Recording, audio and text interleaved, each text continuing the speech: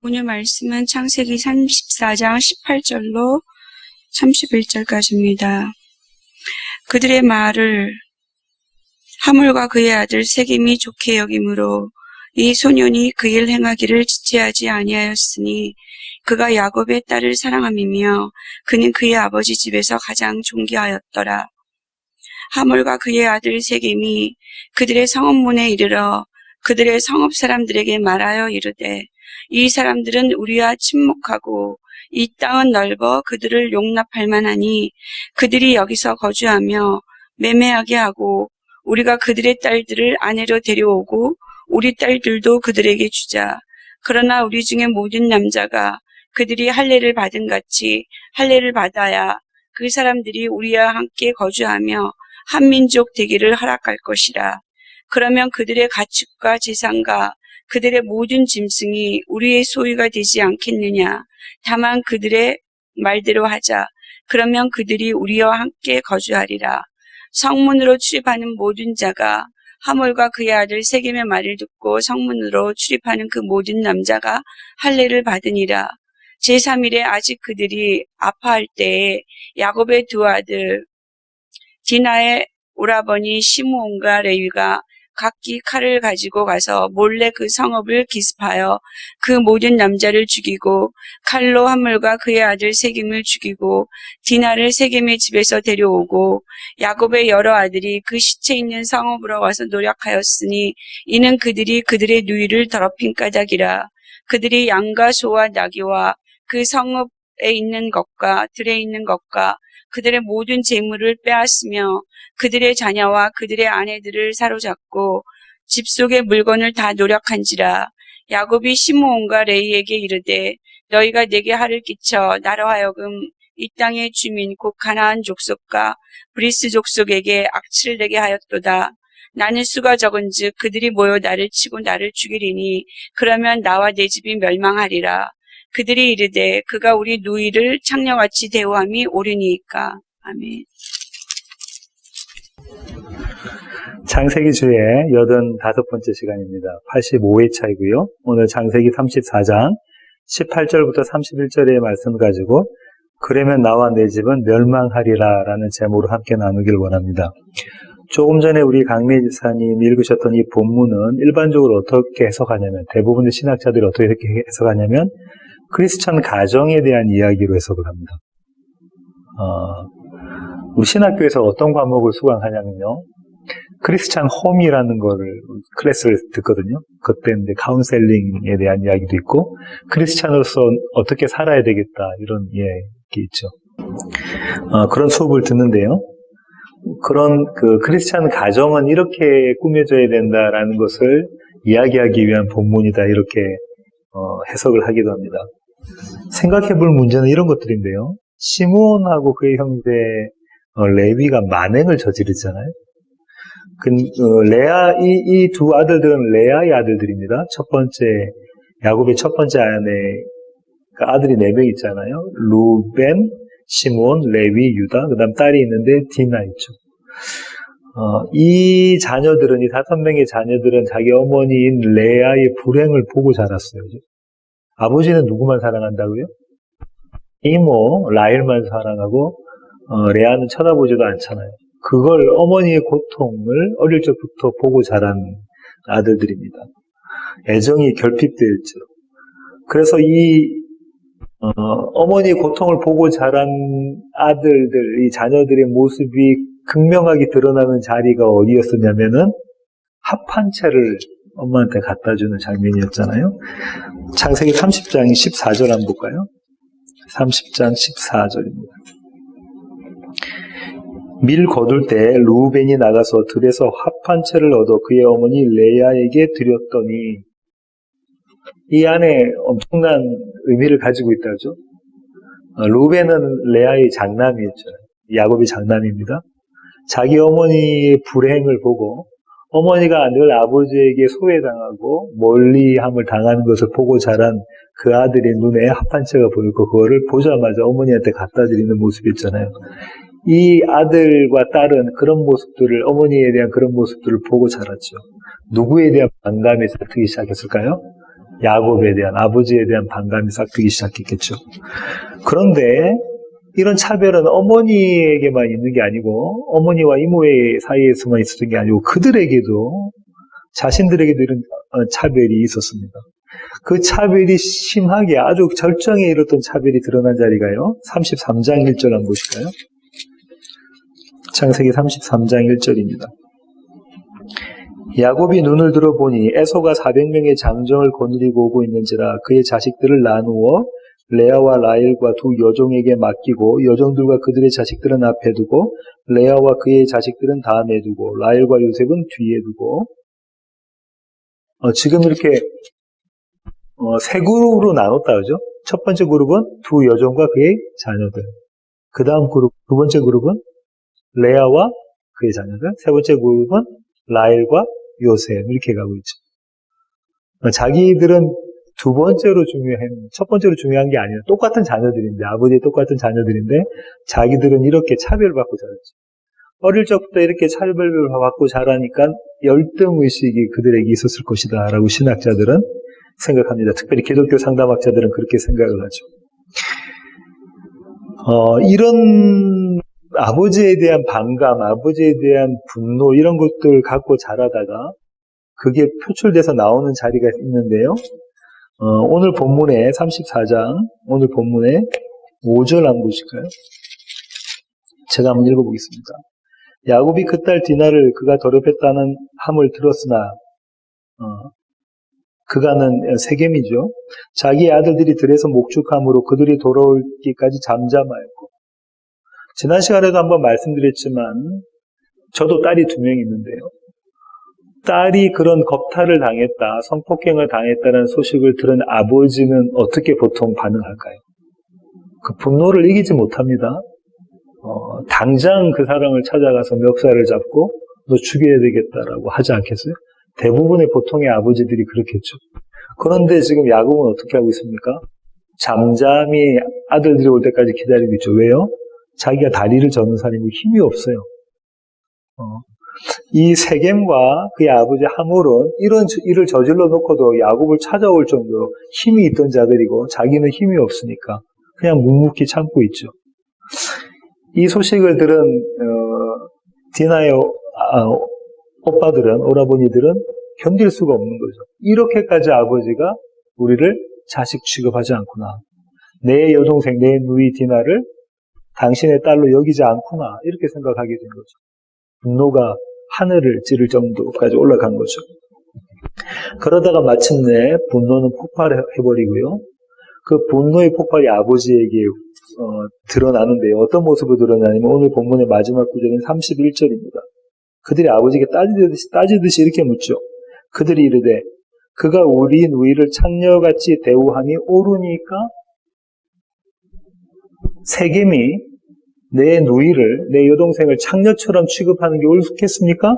이렇게 아버지에게 따지고 묻습니다. 이 구절에는 어떤 의미가 담겨져 있냐면요. 세겜과 아버지 당신과 똑같지 않습니까? 세겜이 내 누이 동생의 한 짓과 아버지가 내 누이 동생에게 한 짓이 뭐가 다릅니까? 라고 묻는 거죠. 그러니까 아버지와의 아들 간의 이 부자지 간의 관계를 끊자, 이런 정도의까지 표현인 거죠. 이런 시몬과 레위의 만행이 있게 된 원인을 신학자들은 야곱에게서 찾는데요. 야곱이 잘못한 게 뭡니까? 아내가 2명 있었는데 그 두 아내를 차별했다. 그 다음에 자녀들이 베냐민 낳기 전이니까 11명 있었는데 그 11명도 차별했다. 그 다음에 또 잘못한 것은 자녀들이 잘못했을 때, 아들들이 잘못했을 때 그것을 잘못했다고 바로 지적하지 않았다. 그죠? 할례는 하나님의 백성으로 구별된 모습이잖아요. 근데 그 하나님의 백성으로 구별된 그 행위를 이방 사람들에게 한 것, 이거 잘못된 거야, 이거 하나님의 언약의 증표인데 이렇게 하면 안 되는 거야 라고 가르쳐야 되는데 그렇게 하지 않았다. 또 할례를 받은 그 세겜 민족 사람들 가서 쳐 죽여버리잖아요. 그거 살인이니까 그렇게 하면 안 돼, 그렇게 가르쳐야 되는데 그렇게 하지 않고 가만히 있었다. 하나님의 자녀들을 하나님의 말씀으로 양육하지 않았다. 자신만 이렇게 생각하는 그런 사람이었다, 야곱은. 이게 문제였다라고 이야기하고요. 마지막 극한 상황이 되니까 세계 민족을 전멸시키고 나니까 그 주위에 있는 가나안 민족들이 이 야곱을 가만히 안 놔두려고 했을 거 아니에요. 그러니까 자기가 신변의 위협을 느끼는 거죠. 생명의 위협을 느끼니까 그걸 또 자녀들에게 탓하는 이런 모습. 참 크리스찬의 아버지로서 마땅치 않은 모습이다라고 신학자들은 이야기합니다. 그래서 모름지기 성도라면 하나님의 말씀에 순종하고 하나님께서 베델로 올라가 했으면 세겜에 머무를 게 아니라 베델로 올라가야 됐고 자기 자녀들을 하나님의 말씀으로 양육해야 됐고 자기 자신보다는 자기 가족들을 먼저 생각하는 그런 크리스찬의 아버지가 되어야 했다. 이렇게 해석하는 것이 기독교 상담학적인 해석입니다. 대부분의 신학자들이 이렇게 해석을 하죠. 저는 조금 달리 해석을 합니다. 결을 좀 달리 하는데요. 저는 오늘 이 본문을 할례라는 시각으로 한번 살펴보기를 원합니다. 할례. 이 할례는 하나님께서 누구에게 주셨죠? 제일 처음에? 아브라함에게 주신 거죠. 하나님께서 아브라함에게 너 할례 행해라 라고 하셨는데요. 하나님은 이 할례를 내 언약이라고 이야기하시고 그 언약의 표징이라고 말씀하십니다. 17장, 창세기 17장 9절부터 11절 보시겠습니다. 창세기 17장 9절부터 11절. 찾으셨으면 제가 한번 읽어보겠습니다. 하나님이 또 아브라함에게 이르시되 그런즉 너는 내 언약을 지키고 하나님의 언약입니다. 내 후손도 대대로 지키라. 너희 중 남자는 다 할례를 받으라. 이것이 나와 너희와 너희 후손 사이에 지킬 내 언약이니라. 너희는 포피를 베어라. 이것이 나와 너희 사이의 언약의 표징이니라. 할례가 뭐라고요? 할례가 언약의 표징이다. 이 언약은 내 언약이라고 하셔서 이것은 다시 말하면 여호와의 언약. 하나님의 언약인 거죠. 이 할례가 너와 내가 내 언약으로 만들어진 표징이다 이 얘기하고 계신다죠. 그럼 그 내 언약은 뭔가요? 내 언약은 1절부터 8절입니다. 17장 1절부터 8절. 제가 한번 읽어보겠습니다. 아브라함이 99세 때에 여호와께서 아브라함에게 나타나서 그에게 이르시되 나는 전능한 하나님이라. 너는 내 앞에서 행하여 완전하라. 내가 내 언약을, 여기 나오죠? 내 언약을 나와 너 사이에 두어 너를 크게 번성하게 하리라 하시니 아브라함이 엎드렸더니 하나님이 또 그에게 말씀하여 이르시되 보라 내 언약이 너와 함께 있으니 너는 여러 민족의 아버지가 될지라. 이제 후로는 내 이름을 아브라함이라 하지 아니하고 아브라함이라 하리니 이는 내가 너를 여러 민족의 아버지가 되게 함이니라. 내가 너로 심히 번성하게 하리니 내가 내게서 민족들이 나게 하며 왕들이 내게로부터 나오리라. 내가 내 언약을 나와 너 및 내 대대 후손 사이에 세워서 영원한 언약을 삼고 너와 내 후손의 하나님이 되리라. 내가 너와 내 후손에게 내가 거류하는 이 땅 곧 가나안 온 땅을 주어 영원한 기업이 되게 하고 나는 그들의 하나님이 되리라. 이게 내 언약입니다. 한마디로 말하면 내 언약은 뭐죠? 한마디로 말하면 너와 너의 집을 번성하게 하겠다라는 거죠. 그죠? 그래서 이 목적이 뭐냐면 그렇게 해서 여호와는 너의 하나님이 됩니다. 너는 이스라엘이죠. 아브라함은 나의 백성이 될 거야. 이게 하나님의 언약, 내 언약. 계속 거기다 이제 어떤 색깔 있는 걸로 내 언약이라서 동그라미 치시면 됩니다. 하나님의 언약이다. 하나님의 언약이라는 것은 하나님이 성취하실 언약이라는 거죠. 그 언약이 이거다라고 지금 이야기하고 있습니다. 이 번성이라는 이 단어가 먼저 나온 데가 언제죠? 처음에 나왔던 게 누구에게 주신 언약? 누구에게 주신 축복? 첫사람? 아담에게 주셨던 아담 언약이라고도 부르고요. 아담에게 주셨던 축복, 그게 뭡니까? 생육하고 번성하고 땅에 충만하라. 그리고 그 땅을 정복하라. 생육, 번성, 충만. 이게 다 번성에 관련된 거죠. 씨에 대한 거. 그 다음 땅을 정복해라. 땅에 관한 거. 이거를 요약해서 너와 너의 집을 번성하게 만들어주겠다. 이게 아브라함 언약이라고. 그런데 이 언약의 표징이 뭐라고요? 할례다라는 거죠. 그럼 이 할례를 보면 남자의 성기의 끝부분을 자르는 거잖아요. 남자는 하루에도 여러 번 그 성기를 볼 거 아닙니까? 소변을 볼 때. 그때마다 지금 뭘 생각하는 겁니까? 하나님의 언약. 하나님의 언약이 나와 함께 있구나. 내 언약이야. 내가 하나님과 만들어서 체결한 언약이 아니라 하나님이 일방적으로 내게 주시는 언약. 다른 말로는 축복, 다른 말로는 은혜가 내게 있구나를 매일매일 경험하는 거잖아요. 그게 할례라는 거죠. 이게 원래 할례의 의미인데 하몰과 세겜은 할례를 어떻게 생각했을까요?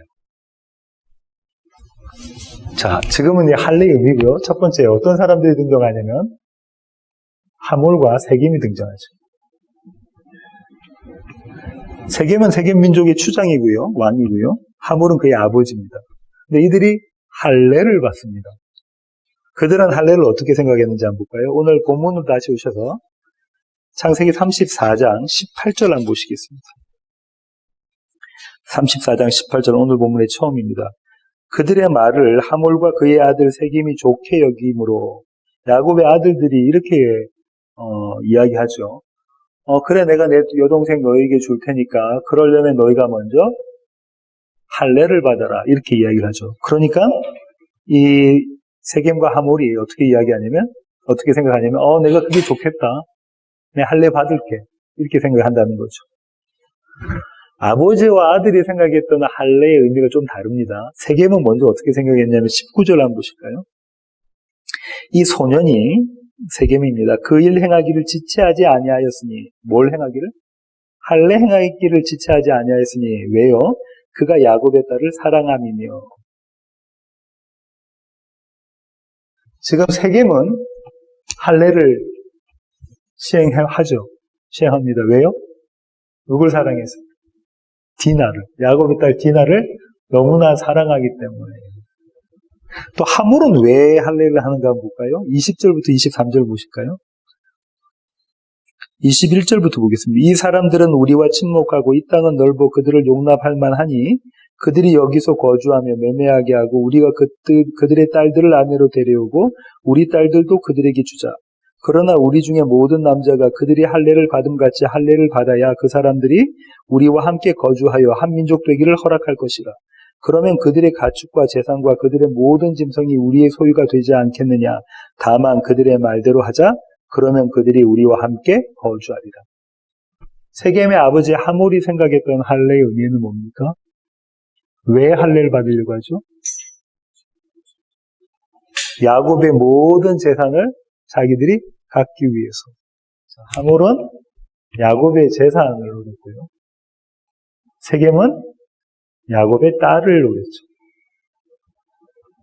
그들이 생각했던 할례라는 건 어떤 의미였냐면 하몰과 세겜이 생각했던 할례라는 의미는 자기의 욕망을 채워줄 욕망의 수단이다. 그죠?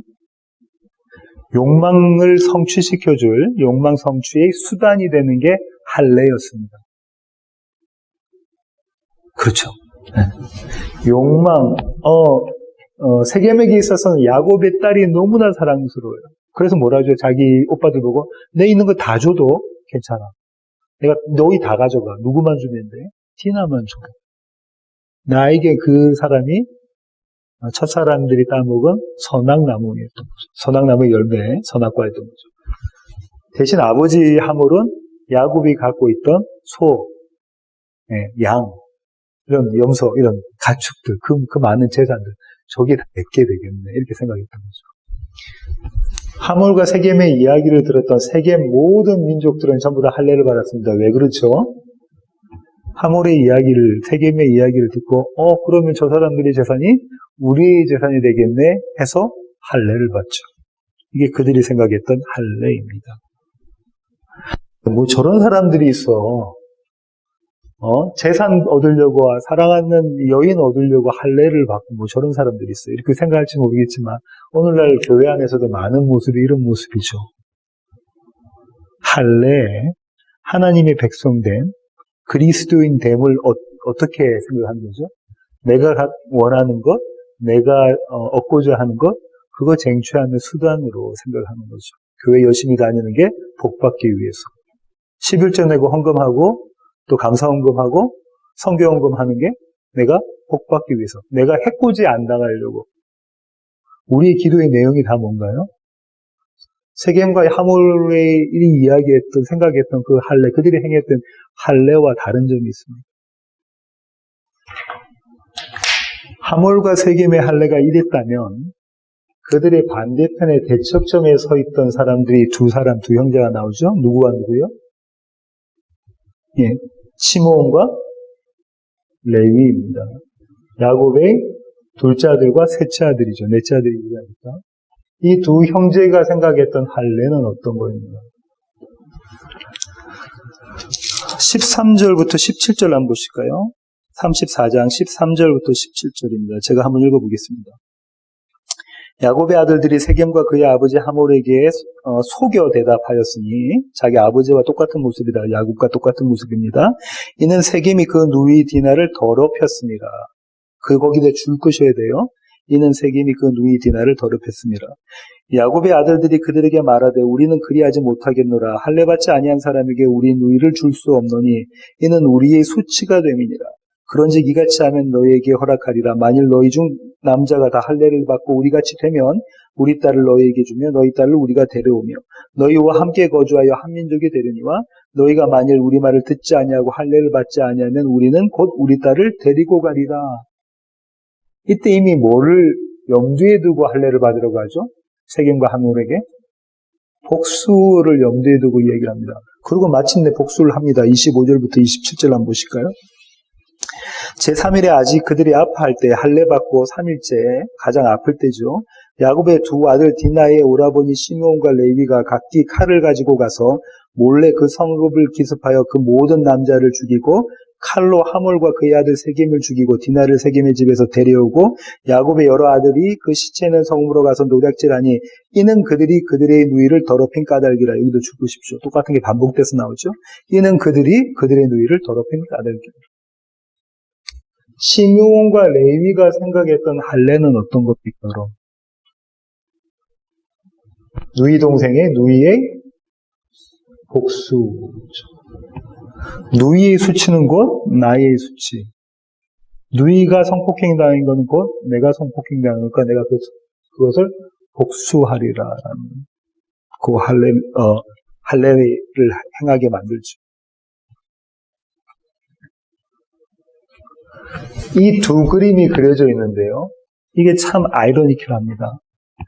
하몰과 세겜의 할례나 시므온과 레위의 할례는 하나님께서 아브라함에게 주셨던 할례의 의미와는 사뭇 다릅니다.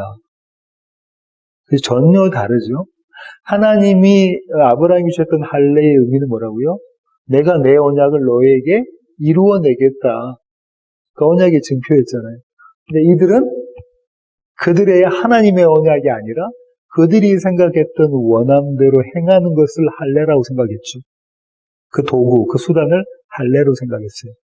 그런데요, 참 의미가 있는 게 이들의 할례 가운데 하나님의 할례가 담겨집니다. 잘 들으셔야 돼요. 이들의 할례 가운데 하나님의 할례가 담겨져요. 이 세상이 다 썩은 것 같아 보이는 그 와중에 하나님의 운행하심, 하나님의 일하심이 드러나는 이야기가 여기 담겨져 있습니다. 한번 볼까요? 여호와의 할례가 이들에게서 어떻게 드러나는지 한번 보겠습니다. 9절부터 10절을 한번 보실까요? 창세기 34장 9절부터 10절입니다. 세겜의 아버지 하몰이 야곱에게 와서 그리고 야곱의 아들들이 있는데 이렇게 이야기하죠. 너희가 우리와 통혼하여 너희 딸을 우리에게 주며 우리 딸을 너희가 데려가고 너희가 우리와 함께 거주하되 땅이 너희 앞에 있으니 여기 머물러 매매하며 여기서 기업을 얻으라 하고 21절부터 22절 보세요. 이 사람들은 우리와 친목하고 이 땅은 넓어 그들을 용납할 만하니 그들이 여기서 거주하며 매매하게 하고 우리가 그들의 딸들을 아내로 데리고 우리 딸들도 그들에게 주자. 우리가 통혼하자. 그러나 우리 중에 모든 남자가 그들이 할례를 받은 같이 할례를 받아야 그 사람들이 우리와 함께 거주하여 무엇 되기를 허락할 것이다? 한민족 되기를 허락할 것이다. 지금 어떤 하몰과 세겜과 시몬과 레위가 어떤 거래를 했냐면요. 우리가 통혼하자, 너희가 할례 받으며 한민족이 되자, 우리가 하나가 되자 이렇게 이야기했잖아요. 이 거래를 가지고 그 할례를 했잖아요. 이걸 위해서 이 목적을 가지고 할례를 했잖아요. 하나님이 이것을 반기실까요? 아니시죠. 하나님이 이것을 못하게 하시는 그림이 그려졌죠. 그 얘기는 뭐냐면 하나님은 할례를 통해서 하나님의 백성과 하나님의 백성이 아닌 사람들을 뭐 한다? 구별한다. 구별하는 것. 할례의 의미가 여기에 담겨져 있죠. 너희는 구별돼.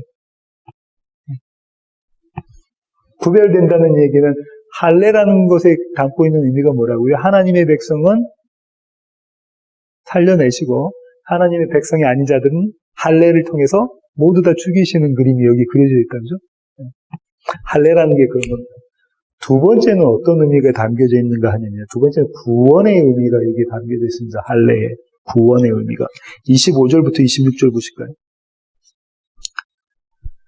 제3일에 아직 그들이 아파할 때 야곱의 두 아들 디나의 오라버니 시므온과 레위가 각기 칼을 가지고 가서 몰래 그 성읍을 기습하여 그 모든 남자를 죽이고 칼로 하몰과 그의 아들 세겜을 죽이고 디나를 세겜의 집에서 데려오고. 그때까지 디나가 어디 있었던 거예요? 세겜과 하몰의 집에 있었죠.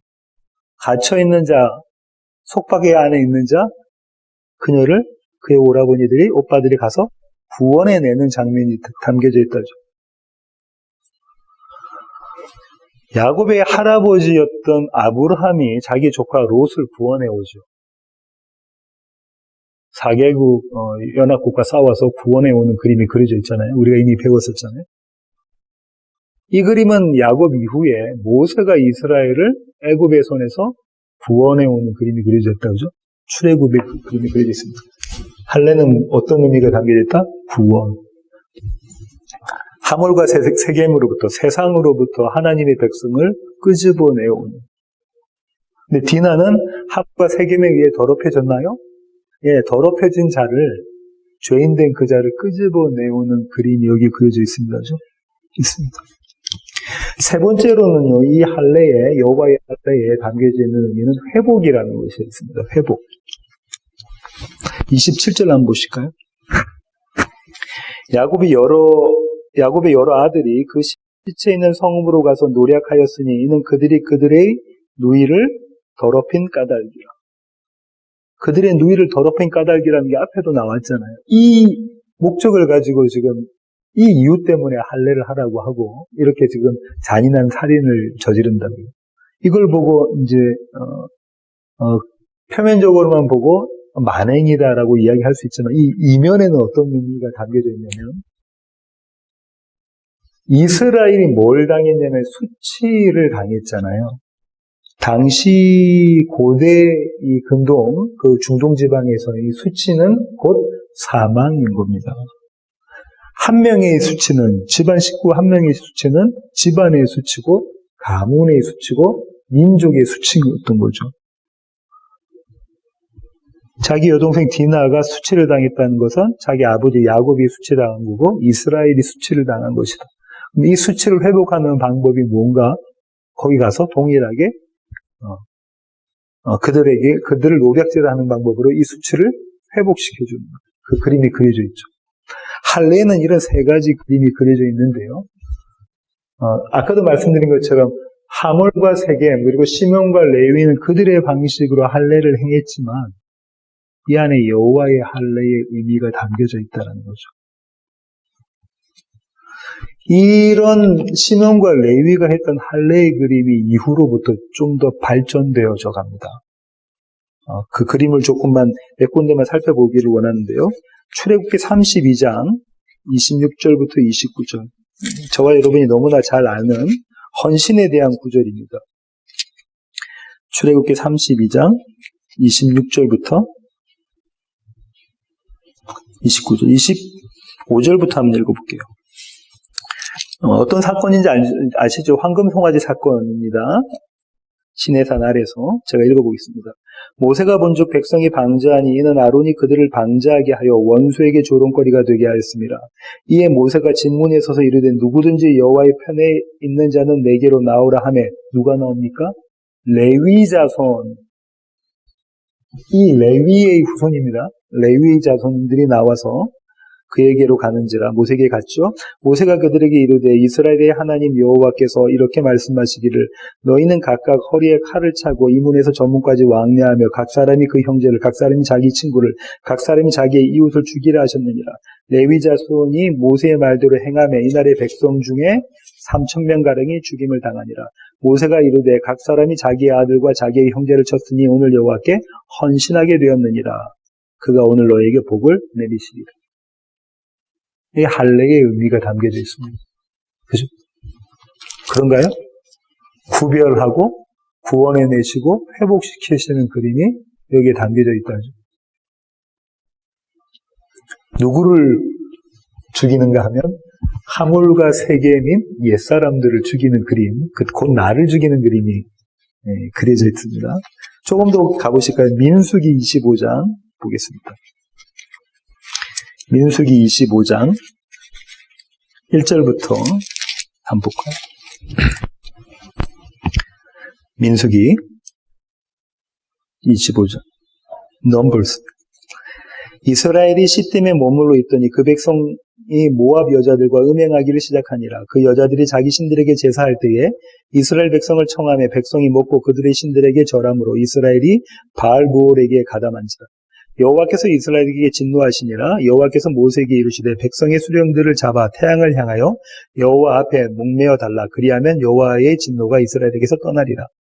모세가 이스라엘 재판관들에게 이르되 너희는 각각 바알브올에게 가담한 사람들을 죽이라 하니라. 이스라엘 자손의 온 회중이 회막 문에서 울 때에 이스라엘 자손 한 사람이 모세와 온 회중의 눈앞에 미디안 한 여인을 데리고 그의 형제에게로 온지라.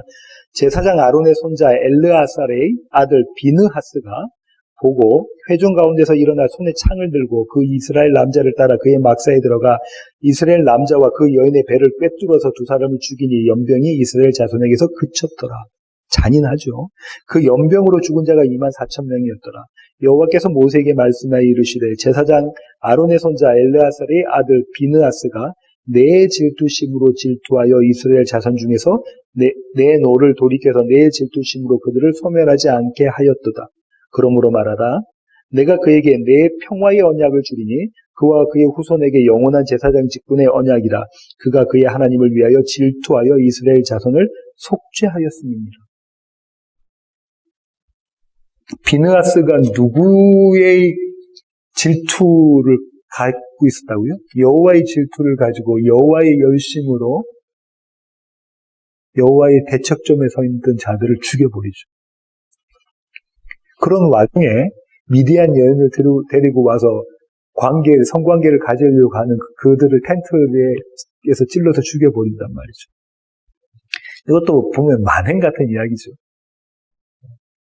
사람을 살인하는 장면이니까. 하지만 그 의미는 지금 뭐라고 지금 모세가 이야기하고 있냐면 하나님의 질투하심, 하나님의 열심으로 그 일을 행했다라고 그러고요. 그래서 내가 너에게 무슨 언약을 하냐면 약속을 하는데 평화의 언약, 평화의 약속을 해주겠다. 그 평화의 약속이 뭡니까? 네가 제사장이 될 거야. 네 자손들이 다 대대손손 제사장이 될 거야. 그럼 제사장이 하는 일이 뭐라는 거예요?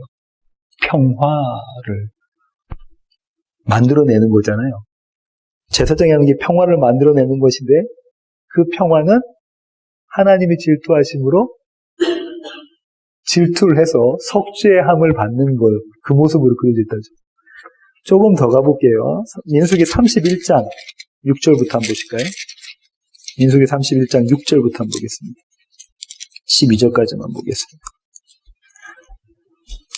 32장 2절을 제가 먼저 한번 읽어볼게요. 1절 2절을 여호와께서 모세에게 말씀하여 이르시되 이스라엘 자손의 원수를 미디안에게 갚으라.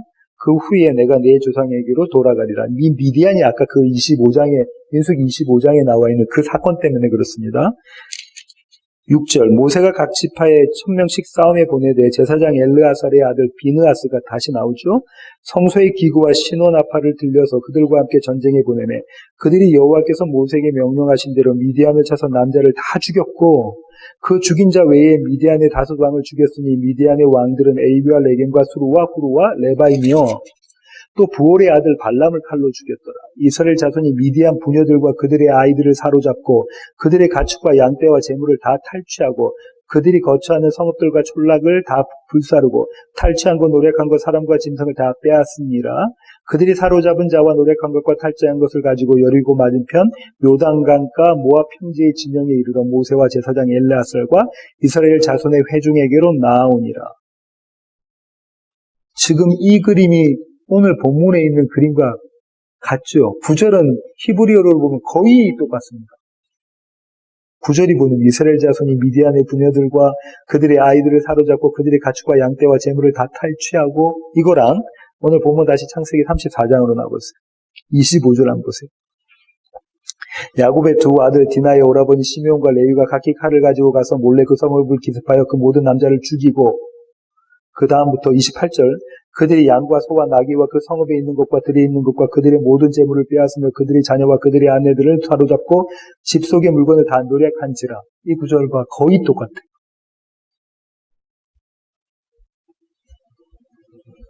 하나님이 지금 이 디나의 성폭행으로 인한 세겜의 할례받는 사건과 그 사건으로 인해서 세겜 민족들을 몰살시키시는 이 장면이 그리고 있는 그림이 있다는 거죠. 예. 똑같은 저자가 창세기도 모세가 썼고 민수기도 모세가 쓴 똑같은 저자가 지금 똑같은 무언가의 그림을 여기서 그리고 있는 거예요. 이게 할례의 의미다라는 겁니다. 할례의 의미다. 비느하스의 열심은 하나님의 열심. 비느하스의 질투는 하나님의 질투가 담겨져 있고 여기 나와 있는 레위는 후손이 비느하스가 되고 이 비느하스는 어떤 축복을 받게 되죠. 무슨 약속을 받는데 그 약속이 평화의 약속을 받는데 그 약속이 뭐냐면 너와 너희의 후손들이 다 제사장이 될 거다. 이 제사를 통해서 평화를 얻게 되는데 이 제사의 방법이 속죄다라는 거잖아요. 하나님의 질투하심을 담은 것으로 해주는 속죄라고 이야기하고 있죠. 민수기에서 그렇게 이야기하고 있습니다. 이 대제사장은 누군가요? 제사장은 예수 그리스도. 하나님의 질투하심을 갖고서 질투를 해버리셨죠. 누구에게? 자신에게. 십자가에서. 그죠? 네, 그렇게 죽으셨죠. 오늘 설교의 결론을 맺겠습니다. 오늘 설교의 제목이 뭐냐면요. 그러면 나와 내 집은 멸망하리라는 거예요. 그러면 나와 내 집은 멸망하리라.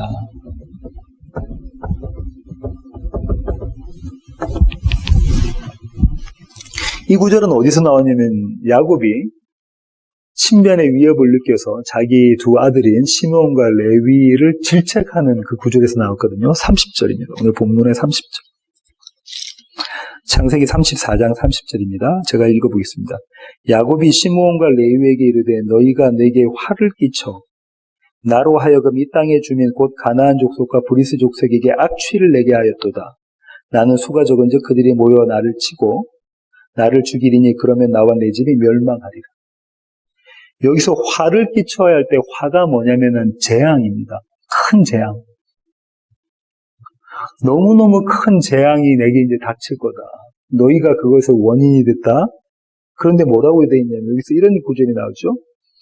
내가 가나안 족속과 브리스 족속에게 악취를 내게 하였도다. 이거는 어떤 의미를 갖고 있냐면요. 출애굽기 5장 21절을 보시면 알 수 있어요. 출애굽기 5장 21절 한번 보실까요?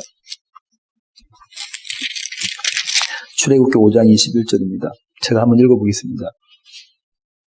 그들에게 이르되 너희가 우리를 바로의 눈에 눈과 그의 신하의 눈에 미운 것이 되게 하고 그들의 손에 칼을 주어 우리를 죽이게 하는도다. 여호와는 너희를 살피시고 판단하시기를 원하노라. 그러니까 22절 모세가 이렇게 이야기합니다. 모세가 여호와께 돌아와서 아뢰되 주여 어찌하여 이 백성이 학대를 당하게 하셨나이까? 어찌하여 나를 보내셨나이까? 지금 뭐라고 이야기하는 겁니까?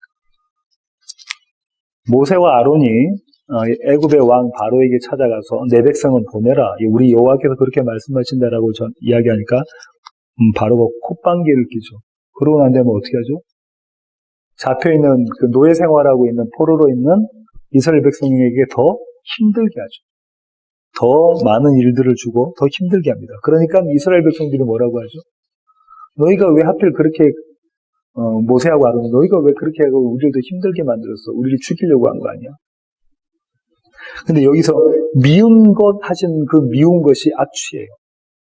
21절에 나와 있는 출애굽기 5장 21절에 나와 있는 미운 것, 이게 악취. 그럼 지금 야곱이 어떻게 이야기했답니까? 네 때문에, 너희 두 때문에 내가 이 가나안 모든 족속들에게 미운 돌처럼, 미운 오리새끼처럼 미운 돌이 박히게 만들었네. 왜 그 짓을 했어? 왜? 이렇게 이야기하고 있는 거죠. 여전히 여호와의 할례를 믿지 못하는 야곱입니다. 그는 여전히 야곱이라는 이름을 가진 자였어요. 32장 11절 보실까요? 창세기 32장 11절. 내가 죽기에 간구하오니 내 형의 손에서 에서의 손에서 나를 건져내시옵소서. 내가 그를 두려워함은 그가 와서 나와 내 처자들을 칠까 겁이 나기 때문이다. 야곱이 두려움에 사로잡혀 있잖아요. 자기 형 에서가 자기를 죽일까봐, 자기 모든 집안 가족들을 몰살시킬까봐 두려움에 차 있는 모습이잖아요. 이 똑같은 두려움을 지금 이 자리에서도 창세기 34장에서도 보여주고 있죠. 여호와의 할례를 믿지 못하는 야곱이라는 이름을 가진 자의 모습입니다.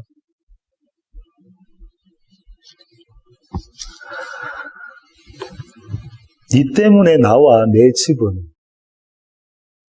망하게 되었다. 너희 두 놈 때문에 나와 내 집은 망하게 되었다.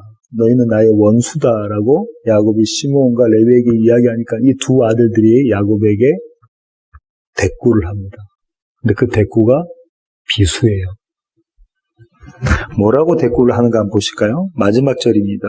창세기 34장 마지막 절 31절입니다. 그들이 이르되 그가 우리 누이를 창녀같이 대우함이 옳으니까? 아버지, 그들이 내 여동생을 창녀처럼 대우하는 게 그렇게 하는 게 옳습니까? 이 얘기는 무슨 말이냐면 아버지가 그들과 다른 점이 뭡니까? 아버지는 뭐 하셨어요? 이거를 신학적으로 조금 더 해석해보면 이렇죠. 그들과 통혼해서 그들과 한민족 되는 것이 아버지와 아버지의 집을 진정으로 멸망시킨다는 것 아버지 모르셨습니까? 그들은 그런 표현은 아니지만 시몬과 레위는 아버지에 대한 반감 때문에 원망 때문에 그리고 원함 때문에 누이에 대한 복수를 하고 이 누이에 대한 복수의 타당성, 당위성을 아버지에게 이야기한 것이지만 그 안에 여호와의 할례의 입장에서 보면 어떤 의미가 담겨져 있냐면 그들과 통혼하는 것이 할례를 통해서 그들과 통혼하는 것이 그들과 한민족이 되는 것이 아버지가 생각하는 아버지와 아버지의 집을 진정으로 멸망하는 걸 아버지는 모르셨습니까? 라고 묻고 있는 거라고. 아버지는 그게 아버지와 아버지 집을 살리는 거라고 생각하셨지만 아니요, 천만에요. 아닌데요.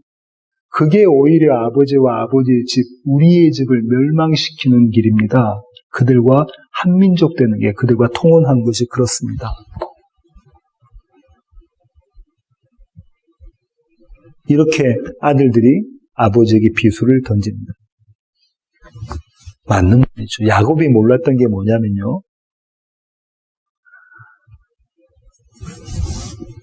할례가 세상적인 할례가 아버지와 아버지의 집, 자기와 자기의 집, 그러니까 야곱은 자기와 나와 나의 집을 흥하게 해줄 거라고 생각해요. 그런데 그게 아니라 하나님의 여호와의 할례가 자기와 자기의 집을 흥하게 해준다는 거예요. 그걸 야곱은 몰랐던 거죠. 다시 말하면 이런 겁니다. 이런 거죠. 나와 내 집 할 때의 이 나와 나는 야곱이에요, 야곱. 야곱이라고요, 야곱. 이것도 다 안 나와요. 그러면 나와 내 집은 멸망하리라의 나와 내 집은 야곱과 야곱의 집이에요. 야곱과 야곱의 집. 이것은 반드시 멸망되어지고 무너져야 되는 집인 거죠.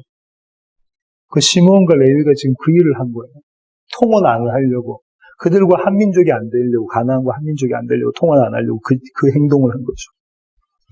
이렇게 야곱과 야곱의 집이 무너진 바로 그 자리에 새로운 집이 세워지는데 그 집이 이스라엘과 이스라엘의 집이에요.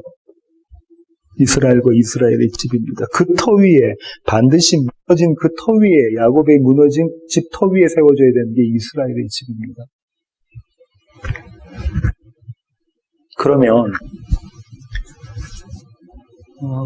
이 여호와의 할례는 어떤 의미를 갖고 있냐면 야곱의 집은 허무시고 그 자리에 이스라엘의 집을 세우시는 의미를 가지고 있다는 거죠.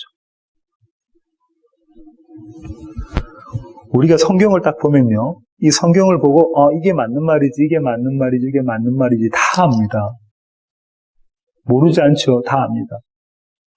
그런데 실생활 우리가 삶의 현장에 돌아가 보면 하나님의 말씀이 우리 가운데 살아서 역사하시는 것을 어떻게 경험하냐면 마치 이런 모습으로 경험하고 있는 거라는 거예요. 전쟁이 일어났잖아요. 우리가 화해하자, 우리가 어떻게 해보자. 여러 가지 수단과 방법을 동원하는데 그때 하나님의 말씀도 동원이 되기도 하고 교회에서 봉사, 충성, 헌신하는 것이 동원이 되기도 하고 나의 욕망을 성취하기 위한 열심히 있는 기도, 헌신 이런 게 동원되기도 하고 여러 가지 하고 있지만 그 와중에 하나님의 은혜의 일하심이 있어서 하나님의 백성을 하나님의 할례를 시키셔서 하나님의 백성이 아닌 자들과 구별시키시고 그 세상으로부터 끄집어내시고 이미 더럽힘을 당한, 수치를 당한 그 자를 하나님께서 끄집어내시고 그래서 네가 내 아들이다, 내 딸이다라고 회복시켜 주시고 신분을 다시 회복시켜 주시는 그런 그림이 여호와의 할례입니다. 매일매일 주님은 저와 여러분에게 이 여호와의 할례를 행하십니다.